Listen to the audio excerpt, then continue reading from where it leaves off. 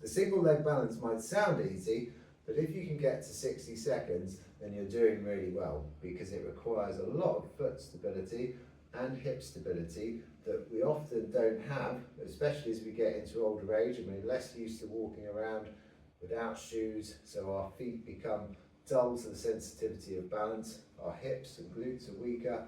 So if we can get to 60 seconds, we're doing really well. So in order to perform this exercise, simply stand on one foot, take the weight off of the other, slight bend in the knee, set your glutes, set your pelvis, hands on hips, and then raise one foot up off the floor.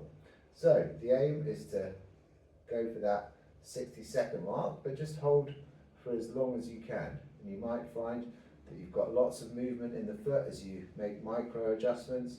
Your other leg has to help you balance. And you're just going to keep going with this exercise, time it for as long as you can do, and use that as your benchmark.